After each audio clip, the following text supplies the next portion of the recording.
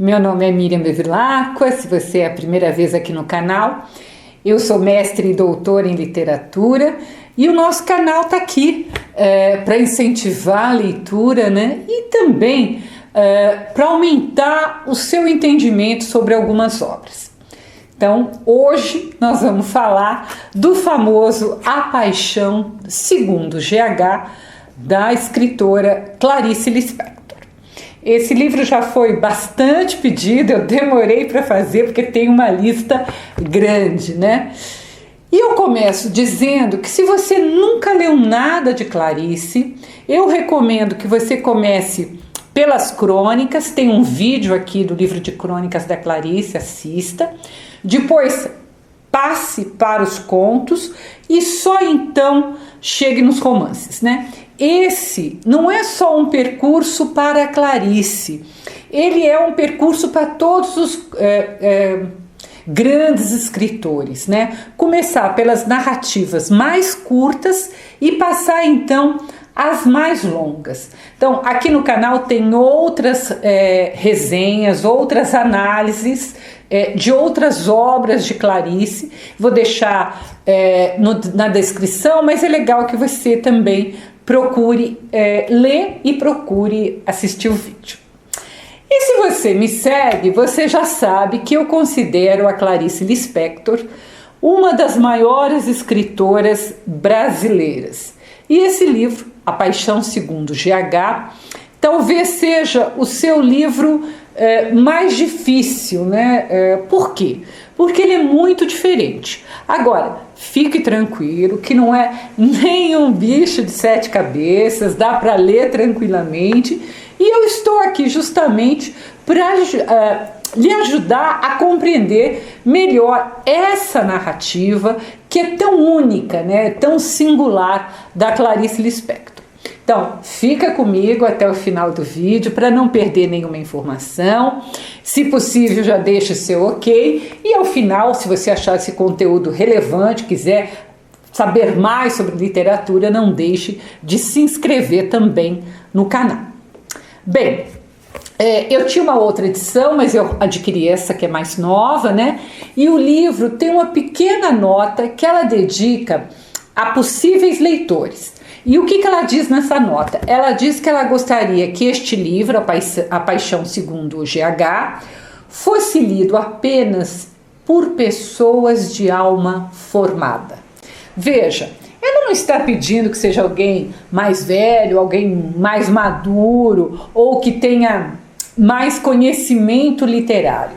Ela só quer que alguém que entenda que toda vez que nós nos aproximamos de algo que é novo, é preciso tempo, né? E que às vezes essa aproximação não é fácil, é uma aproximação dolorosa.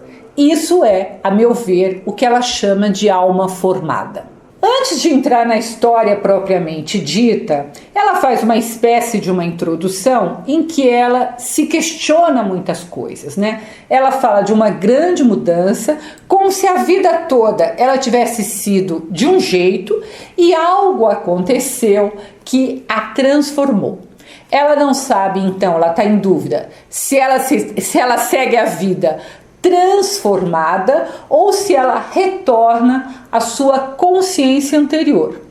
Eu recomendo fortemente que você leia com atenção essa introdução, aí você vai ler o livro e depois eu te peço que você releia a introdução e você vai perceber que ela vai fazer muito mais sentido nessa segunda vez que você fizer a leitura. E essa introdução, ela lembra muito um outro tipo, um tipo de introdução também que há no famoso livro da Clarice, que é A Hora da Estrela, né? Como é quase uma marca da narrativa da escritora, né?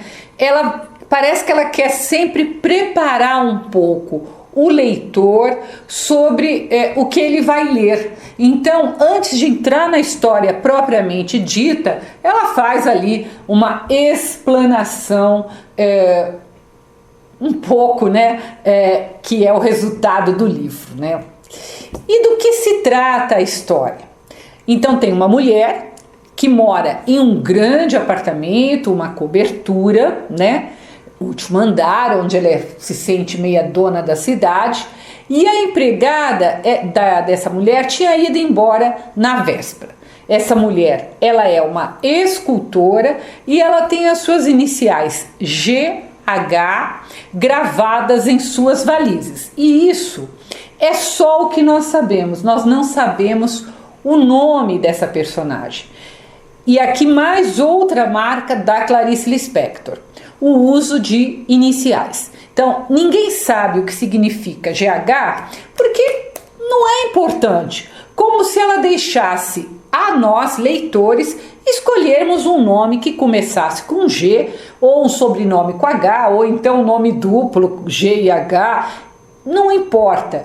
Vamos lembrar que em A Hora da Estrela, a Clarice vai se utilizar novamente desse recurso, pois lá na Hora da Estrela, o narrador se chama Rodrigo S.M. Então, já é uma marca dela, né? Enquanto a Paixão, segundo GH, ela é de 1964, A Hora da Estrela é de mais de 10 anos depois, de 1977. Mais uma vez recomendo, assista ao vídeo, porque eu trago mais informações sobre a narrativa da Clarice em A Hora da Estrela. Voltando ao nosso livro de hoje, como GH está sem empregada, então ela resolve limpar o apartamento e ela resolve começar do fundo para a frente, ou seja, ela quer começar pelo quarto de empregada, que ela imagina que deva estar imundo. Ela acha que a empregada deixou tudo sujo, e também porque esse quarto de empregada era um tipo de depósito, né, onde GH guardava malas velhas, jornais antigos, papéis de embrulho. Então, tudo isso ela imagina que está lá e que deve estar tudo bagunçado e sujo. Qual não é a sua surpresa quando ela abre a porta do quarto e o pequeno quarto ali, ele está completamente limpo, cheio de luz, né? A janela aberta e sem a tralha toda que ela imaginava que estaria guardada ali. A empregada tinha dado um sumiço na tralha. Só havia uma cama, um guarda-roupa e as malas dela, as valizes. As paredes do quarto, né, elas eram extremamente brancas, né? Então tudo isso é simbólico, a claridade, a brancura das paredes, mas em uma das paredes tinha sido desenhado a carvão pela empregada um mural que GH demora, né, para atentar com o nome da empregada para ela falar do mural, né? Por fim, ela se lembra que a empregada chamava-se Janair. E o que tinha nesse mural? Tinha o contorno de um homem e de uma mulher nus e de um cão. Mas a autora nos explica que não é uma nudez de mostrar a genitália, não. É uma nudez de uma ausência de tudo, já que só havia o contorno, né? As três figuras, elas estão olhando para frente, como se elas não soubessem o que tem do lado de cada um, né? E aquela figura causa um grande mal-estar a GH, porque ela acha que aquilo não é um desenho, aquilo é praticamente uma escrita que a antiga empregada, a Janair, a estivesse censurando, né? Ela se vê naquela mulher, naquele contorno de mulher. Na verdade, a própria GH é que está se censurando por nunca ter prestado atenção à empregada que trabalhou na casa dela durante 6 meses, né? E que tinha se tornado para a GH um ser praticamente invisível. E aí já vem uma grande crítica, né, que é essa crítica de diferença de classe, né, e como alguns patrões têm o nariz empinado para tratar com seus subordinados, quase que eles não os enxergando. Bem, então GH resolve entrar, né, e limpar o quarto. Mas aí ela meio que abre a porta do guarda-roupa, né, e percebe que tem uma barata lá dentro, né? E isso arremete para uma infância na qual ela foi pobre, em que havia, ela diz, percevejos, goteiras, baratas e ratos. Na hora então que ela vê que tem a barata lá dentro do armário, ela desiste e ela vai sair do quarto quando ela tropeça ali entre o pé da cama e o guarda-roupa, e ela se sente como se ela tivesse ali meia encurralada, né? E ela vê a barata saindo do armário. Na hora que ela vê a barata, ela fecha a porta e ela mata a barata, que fica ali, né? Meio para fora do armário e meio para dentro do armário. E é esse acontecimento, né? Quantos de nós mata baratas, né? Ao longo da vida, muitas vezes, né?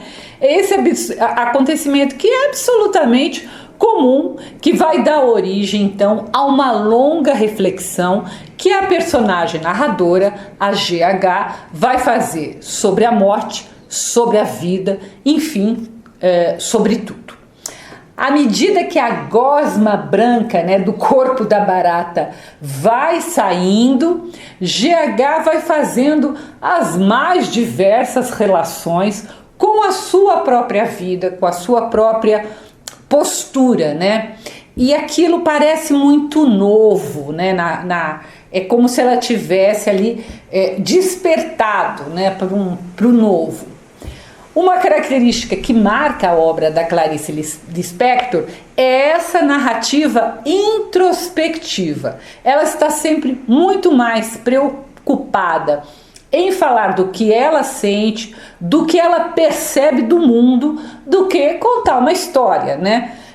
A história da barata só está ali para ela poder falar, né, de si. Esse é o chamado fluxo de consciência, em que ela vai pensando, vai sentindo coisas diversas, né? E vai colocando no papel. Às vezes, até de uma forma um pouco desordenada, né? Que é um pouco a maneira como nós pensamos. A gente pensa uma coisa e aí a gente pensa outra, um pensamento nos remete a outro, que às vezes parece que nem tem nada a ver um pensamento com o que vem em seguida, né? Porque é assim o fluxo de consciência, né? A gente vai tendo lembranças e a gente vai tendo pensamentos e tudo isso vai se entremeando, muitas vezes de forma involuntária. Você vai ver que a primeira coisa que ela diz abrindo o livro abre aspas, estou procurando, estou tentando entender, fecha aspas. Então, é sempre essa busca de tentar entender o mundo e de se entender frente a esse mundo que a cerca e que interfere ali no seu viver, que é a marca principal da narrativa de Clarice, tá? Então, quando você se aproxima de Clarice, você já tem que ter esse olhar. Eu não vou contar o livro todo para não dar spoiler, né? Mas o que eu quero chamar a sua atenção é sobre as inúmeras vezes em que Clarice fala de amor neste livro. Às vezes eu vejo alguns críticos literários que se esquecem do título A Paixão Segundo GH, né? E eu gosto muito de um trecho em que ela diz como que falando para a barata, né? Porque ela está olhando a barata. Que trecho é esse? Abre aspas. Não vou fazer nada por ti, por não sei mais o sentido de amor como eu pensava que sabia. Também do que eu pensava sobre amor. Também disso estou me despedindo. Já quase não sei mais o que já não me lembro, né? Então ela está enxergando o amor de uma forma diferente e ela quase não se lembra qual era a forma antiga, né? Que ela pensava o amor.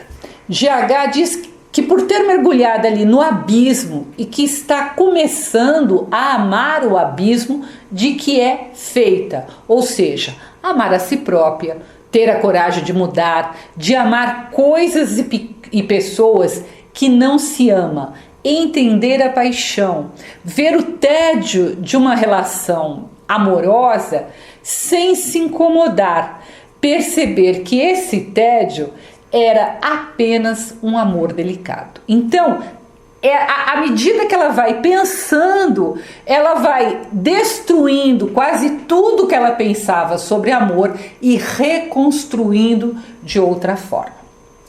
A Paixão segundo GH não é um livro para se ler apenas uma vez, são necessárias várias leituras em épocas diferentes até da vida, né? Para se compreender um pouco mais sobre o mundo da genial Clarice Lispector. E eu digo sobre o mundo porque ela tem realmente, parece, um mundo muito seu, muito próprio.